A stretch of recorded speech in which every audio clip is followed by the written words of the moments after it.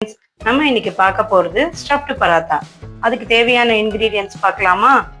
2 cup wheat flour, 1 cup grated carrot, 1 cup grated radish, a few coriander leaves and 1 grated chili, little salt, 1 teaspoon dry mango powder, 1 teaspoon jeera powder, 1 teaspoon dhania powder, oil and 1 teaspoon ajwain.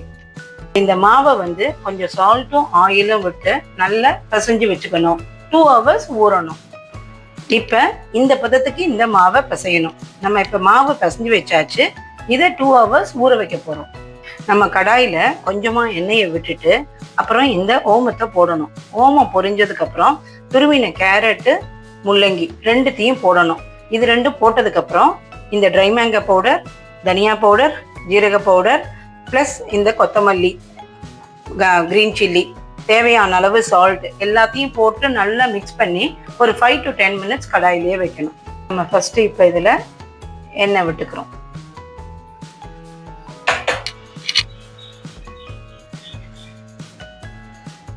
எண்ணெய் சூடானதுக்கப்புறம் கொஞ்சமாக ஓமம் போட்டுக்கணும்.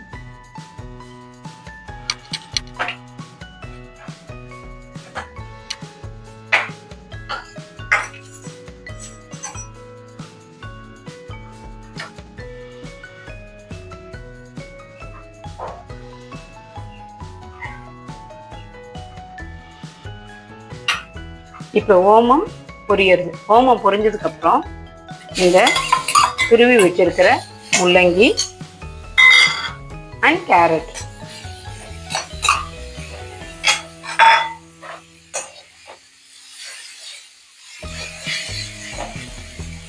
இப்போ இது ரெண்டும் போட்டு நல்லா வதங்கினதுக்கப்புறம் தனியா பொடி, கொஞ்சம் ஜீரகப்பொடி, இது ட்ரை மேங்கோ பவுடர், தேவையான அளவு சால்ட்,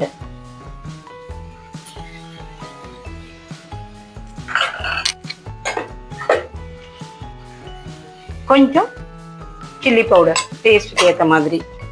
இப்போ கட் பண்ணி வச்ச கொத்தமல்லியும் கிரேட் பண்ண பச்சை மிளகாயும் போடுறோம். போட்டுட்டு இதை நல்லா வதக்கணும்.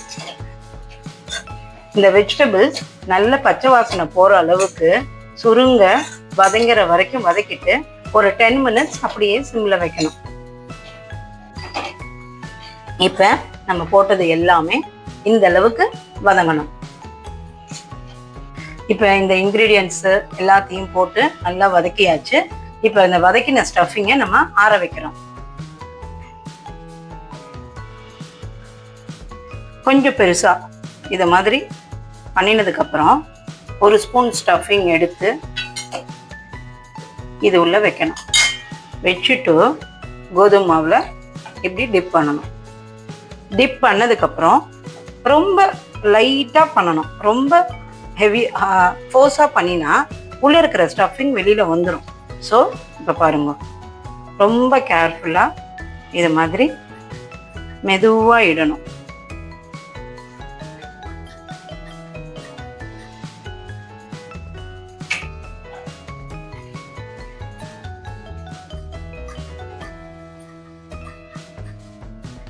இப்போ இட்டாச்சு.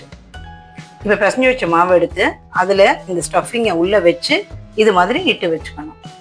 இப்போ நம்ம இட்டு வச்சுருக்கோம் இல்லையா, அந்த சப்பாத்தியை இதை மாதிரி போட்டுக்கிறோம்.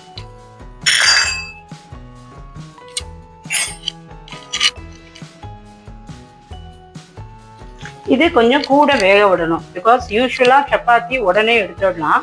பட் இதில் உள்ள ஸ்டஃபிங் இருக்கிறதுனால கொஞ்சம் டைம் எடுக்கும் வேகிறதுக்கு. அதனால ஒரு இப்படி 2 ட்ரிப்பு போட்டு எடுக்கணும். அப்போதான் உள்ளே இருக்கிறதும் நல்லா வெந்துக்கும். இப்போ இது வேகிறதுக்கு கொஞ்சமாக எண்ணெய் விட்டுக்கணும்.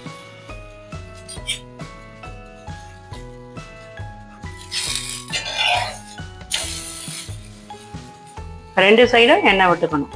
அப்போதான் நல்ல வேகும், சப்பாத்தியும் டேஸ்டாக இருக்கும், ஸ்டஃப்டு பரோட்டாவும்.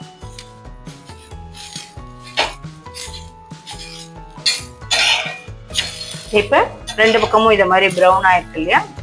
ஸோ அப்போ நல்லா வெந்துருதுன்னு அர்த்தம். டேஸ்டியான குவிக்காக பண்ணக்கூடிய stuffed parotta ready. Please subscribe and support us. சமைச்சு பார்த்துட்டு சொல்லுங்கள்.